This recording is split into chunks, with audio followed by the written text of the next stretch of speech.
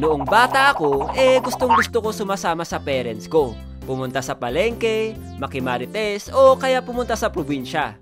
Isang naaalala ko dati, kapag maglalaro sila ng tong eats. Sa sobrang tagal nila maglaro, nakakatulog na lang ako sa gilid. Paggising ko, magugulat na lang ako na nasa kama na ako.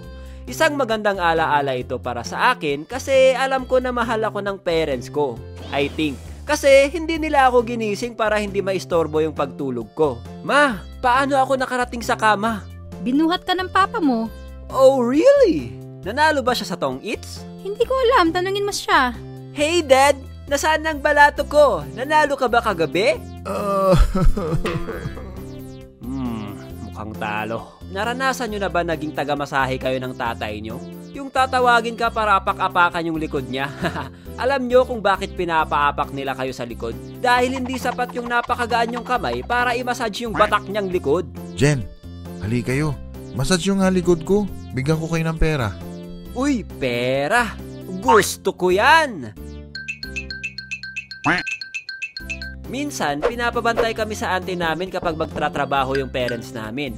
Ang ayoko lang sa pagbabantay, kinukulong kami ng auntie ko sa kwarto para daw matulog kami. Buti na lang may bintana sa kwarto namin. Syempre bata, gusto ko maglaro.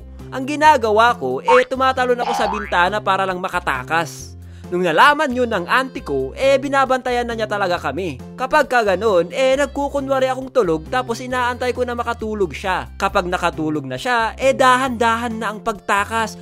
Mission impossible. Pag-step sa tiles ng mall.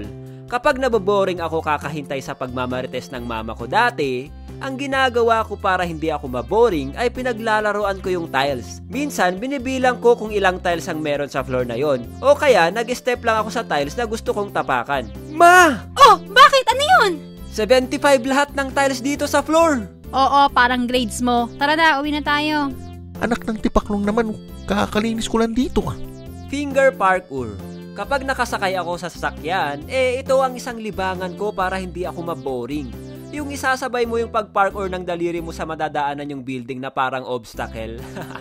Kung hindi parkour, finger fight naman ang pinaggagawa mo. May video nga ako napanood sa YouTube kay Mr. Manos. Try nyo panoorin guys, nakakatuwa.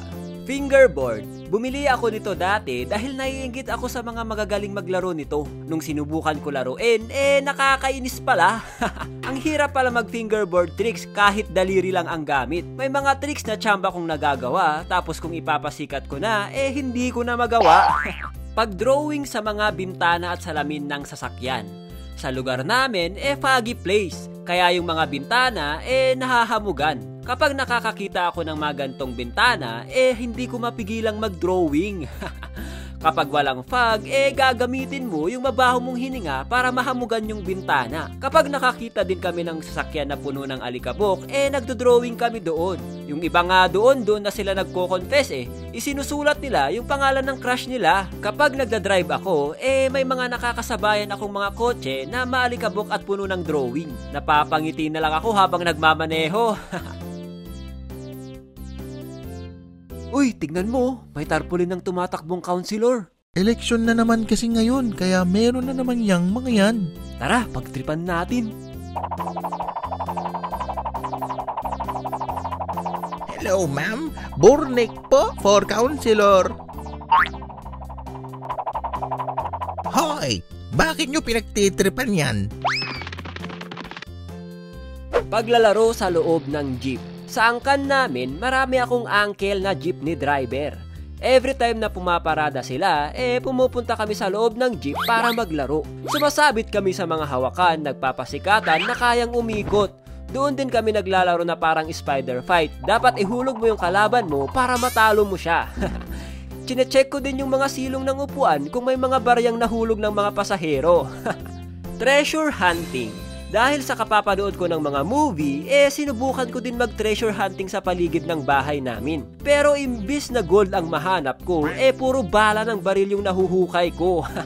Binaon ko din dati yung mga text, jolens at lastiko na mga laruan ko dati. Dahil para sa akin, treasure ko tong mga to. Iniisip ko pa dati na, sino kaya ang makakahukay ng treasure ko? Pero nung naisip ko na mapapasakan nila yung treasure ko, binalikan ko yung mga laruan ko. Sabon. Pinaglalaruan nyo din ba tong sabon na to? Imbes na maglaba kayo, mas inuna nyo pang maglaro ng bubbles. Ang gusto ko sa paggawa ng bubble gamit yung kamay at sabon, kaya mong lakihan. Hindi katulad sa mga laruan talaga na madami nga pero maliliit. Effortless yung paglabas ng bubbles pero mabilis naman maubos yung tubig niya. Hindi katulad sa kamay na kailangan mo ng matinding focus at tamang tansya ng pagbuga ng hangin para malaki at hindi agad pumutok yung bubble mo. Hindi ko alam, basta nag-e-enjoy ako sa mga bagay na medyo nahihirapan ako. Plastic balloon. Naalala nyo pa ba ito? Lalo na yung lakas ng chemical na amoy niya. Hindi ko makalimutan tong plastic balloon na to kasi naalala ko yung sakit sa panga kapag hinahanginan mo na siya. Putek yan, sa sobrang hirap hanginan tong plastic balloon na to, imbes na pumasok yung hangin sa gel ng plastic balloon lalabas ito sa tenga mo. Kung elastic lang siguro yung ulo natin, baka yun yung lumaki. Sipit. Kapag hindi nagamit yung mga sipit namin sa bahay dati, pinaglalaruan namin ito. Gumagawa ako ng robot na gawa sa sipit. Ini-imagine ko na Voltes 5 o kaya Gundam yung ginawa kong laruan. Wala kasi akong mga laruan dati kaya puro DIY yung mga laruan ko. Water growing toys. Naalala nyo pa ba to? Yung laruan na kapag binabad mo sa tubig, lalaki daw. Naalala ko tuloy yung binili kong ganto dati. Hindi ko alam kung mali yung pagpapalaki ko or na-scam lang ako sa pinagbilhan ko. Sabi nung nagbebenta, malaki daw talaga to kapag binabad mo sa tubig. Ginawa ko naman yung instruction niya. Binabad ko sa tubig at nagantay ako ng ilang araw. Pag-check ko sa mga laruan, konti lang yung nilaki. Yung iba, hindi mo malaman kung laruan pa ba o hindi kasi na-deform yung itsura. Switch ng ilaw. Sa bahay namin dati, merong isang old switch. Pinaglalaruan ko yun dati, hindi lang sa binabalance ko siya, kundi pinaulit-ulit ko talaga ilipat-lipat dahil nakakatuwa yung tunog niya. Jen, huwag mong laruin ng switch, masisira yan.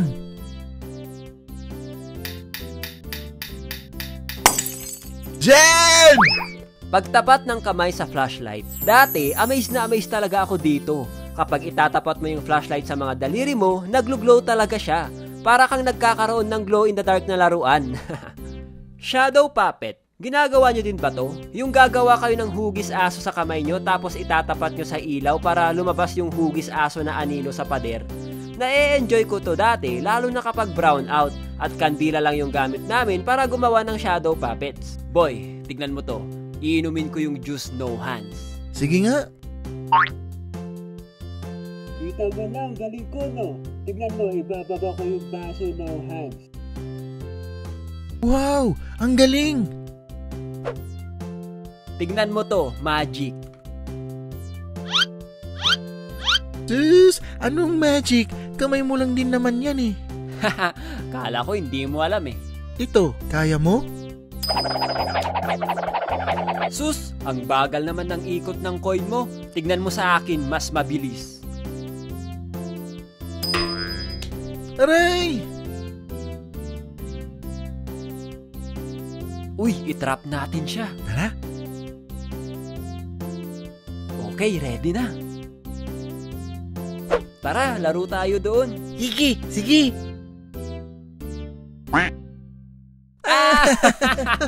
Glue. Kung may face mask, meron ding hand mask. Yun nga lang, glue ang ginagamit namin dati. Imbis na unahin mo gawin yung activity, paglalaruan mo muna yung glue.